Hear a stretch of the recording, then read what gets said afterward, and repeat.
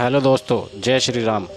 आज मैं जो आपको बताने जा रहा हूँ वो सुन के आपके भी होश उड़ जाएंगे, क्योंकि जब मेरे को ये बात महसूस हुई और जब मैंने इस बात को रियलाइज़ करा तब मुझे एहसास हुआ कि हाँ, ये बात हकीकत है। और पहलगाम अटैक होने के बाद तो ये बात 101% सच हो गई। अब मैं बताता हूँ क्या। हम दिल्ली से दो फ्रेंड घूमने के लिए अपनी बाइक से गए, जिसमें कि एक मैं और एक मेरा दोस्त था। हमारा प्लान बना कि हम बाइक से ही घूमने जाएंगे, तो हम जम्मू कश्मीर के लिए निकले 5 अप्रैल को जम्मू कश्मीर के लिए बाइक से निकले। बाइक पे जो कि हमारे एक भोलेनाथ बाबा का फ्रंट पे स्टिकर था और एक बैक पे स्टिकर था और हैंडल पे माता रानी की चुनरिया बंधी हुई थी। तो इस बात को हमें यहाँ महसूस नहीं हुआ। जब हम जम्मू कश्मीर पहुँच गए ना, तब हमें इस बात का महसूस हुआ कि ये स्टिकर हमारे को कितना भारी पड़ने वाला है। ये मैं आपको बता रहा हूँ, ध्यान से सुनना मेरी बात को। तो हम तीसरे दिन कश्मीर पहुँच गए। कश्मीर में एंटर होते ही हमको बहुत लोग देख रहे। दिल्ली नंबर गाड़ी, भाई डीएल गाड़ी तो दिख जाती है, तो ज़्यादातर लोग ऐसे ही देखते रहे घूर घूर के हमें। हमने कहा पता नहीं क्या हो गया यार, क्यों इतने घूर के देख रहे हैं। हो सकता है हम दिल्ली से आए हैं, इस वजह से घूर के देख रहे हैं। कोई बात नहीं, हम चलते रहे। पीछे से एक लड़के ने आवाज़ दी, मतलब 24-25 साल का लड़का था। आवाज़ दी, ओ हेलो हेलो, और आवाज़ दे के वो निकल गया। हमने सोचा कि उसने बाइक में कुछ हुआ है, तो हमने साइड में रोकी, बाइक को देखा अच्छे से, कुछ नहीं था, तो हम आगे निकल गए। हमने उस चीज़ को वहाँ गौर नहीं करा कि वो क्या कहना चाहते हैं। हमने उस चीज़ को इग्नोर करा, हम वहाँ से आगे बढ़ गए। हमारे पास जो खाना था वो रास्ते में ख़त्म हो गया था। 3 दिन का खाना हम लेके चले थे, वो हमें तीसरे दिन हम वहाँ पहुँच गए शाम के टाइम। तो हमें भूख लगने लगी, तो हमने एक होटल पे गाड़ी रोकी। होटल पे गाड़ी रोकते ही वहाँ पर हमने खाना वाना खाया। तो जब हम खाना खा के वहाँ से बाहर निकल रहे थे, तो हमारी बाइक के पास बहुत सारे बच्चे, लड़के, बुज़ुर्ग, बहुत भीड़ लगी हुई थी। तो हमने देखा कि यार ऐसा क्यों है कि बाइक के पास इतनी भीड़ क्यों है। हम पहुँचे तो वहाँ पर देखा तो बंदे ना स्टिकर छुटा रहे थे हमारी गाड़ी का। जैसे हम वहाँ पहुँचे वो पीछे हट गए। तो मैंने कहा क्या कर रहे हैं सर आप? तो पता है सब क्या बोले, नहीं नहीं कुछ नहीं, हम तो सिर्फ देख रहे थे कि दिल्ली नंबर गाड़ी है। तो ऐसे करके उन्होंने बात को टाल दिया। हमने भी इग्नोर करा, हमने इतना गौर नहीं करा। लेकिन हमें आगे जाके इस चीज़ का पता चला कि हाँ, क्या मैटर था वो जो स्टिकर छुटा रहे थे हमारे भोले बाबा का। कोई बात नहीं, हमने रूम वूम लिया, थके हुए थे 2-3 दिन से, तो हमने रूम वूम लिया वहीं पर। उस शाम को हम खाना वाना खा के रूम में सो गए। अगले दिन हम उठे सुबह, तो हमने सोचा कि बाइक खड़ी रहने दो और मतलब लोकल किराए से चलते हैं जहाँ भी हमें घूमने जाना। हम वहाँ के लिए घूमने के नहीं निकले, तो हम किराए से ही जाने वाले थे। तो भाई साहब वहाँ का किराया, एक तो होटल का किराया आपसे डबल वसूलेंगे। आपको देख लेंगे ना कि आप पर्यटन हो या दिल्ली से आए हो, किसी और देश से आए हो, जैसे किसी और राज्य से आए हो, यूपी से, बिहार से, बॉम्बे से, अहमदाबाद, गुजरात से। जैसे उन्हें पता लग गया कि हाँ आप दूर से आए, तो आपसे डबल किराया चार्ज होगा। कोई बात नहीं, पैसों की कोई बात नहीं। हम किराए में गए, ऑटो वाला भी ज़्यादा पैसे, हर चीज़ में, घोड़े वाला भी ज़्यादा पैसे। और आप यकीन नहीं मानेंगे, जो स्केटिंग कराते हैं ना बर्फ़ में, उन तक ने ट्रिपल चार्ज लिया। लेकिन है ना, स्केटिंग सिर्फ 2-4-5 मिनट की बस करवा के हो गया। मैंने कहा इतना ही? कह रहा हाँ भाई इतना ही। हमने बड़ा शौक, यार क्या हो रहा है हमारे साथ, हम यही सोच रहे थे। कोई बात नहीं, हम घूम के थोड़ा शाम के टाइम वापस आए। जब हम वापस आए ना, तो हमने सोचा कि यहाँ के लोगों से बातचीत करके देखते हैं कि कैसा मिजाज है, कैसा नहीं है। तो हमने वीडियो नहीं बनाई, अगर वीडियो बनाते तो वो सच नहीं बोलते। इसी वजह से हमने वैसे ही जैसे लोकल घुल मिल जाते हैं ना, ऐसे घुल मिल गए हम उनमें। लेकिन हमारी भाषा से वो हमें पहचान लेते थे। क्या आप कहाँ से हो? हमने सच बताया कि हम दिल्ली से हैं भाई, और ऐसे से।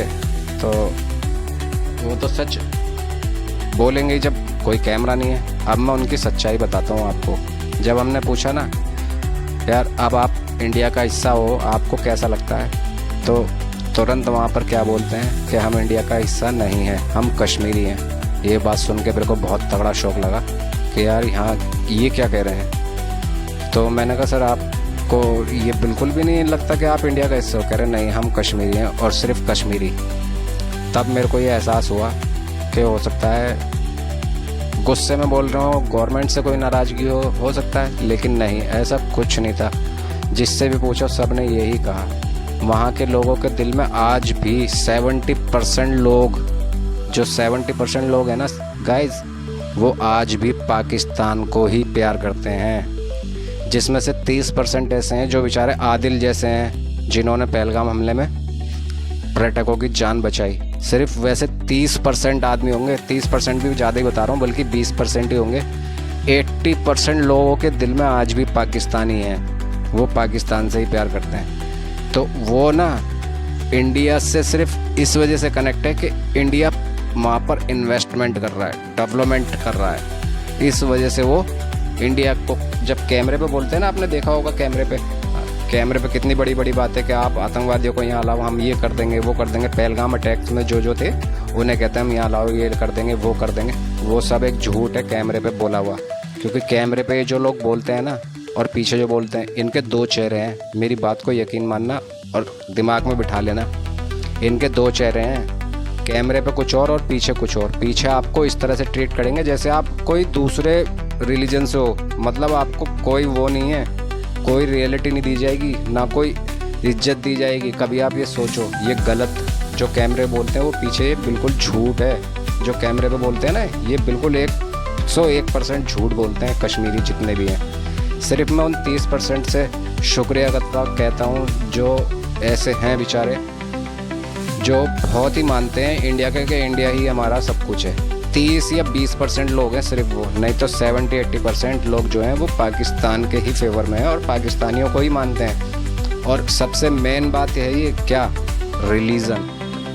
रिलीजन को वहाँ इतना मानते हैं ना कि वहाँ की पुलिस भी है ना आपको इसी बिना पे उठा लेगी, ये गारंटी है रिलीजन की वजह से।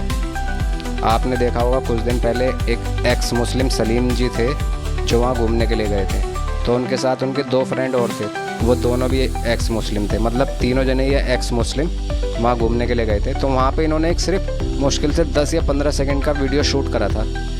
उसमें इन्होंने कंप्लेंट कर दी कश्मीरियों ने, और वहाँ की पुलिस भी ऐसी है। मतलब वो जिहादी पुलिस है एक तरह से मेरी नज़र में, मैं तो जिहादी पुलिस कहूँगा उन्हें। वो एक तरह की जिहादी पुलिस डिपार्टमेंट है कश्मीर में जो बैठा है। उनको ले गए, 3rd डिग्री दी गई जो कि अलाउड नहीं है।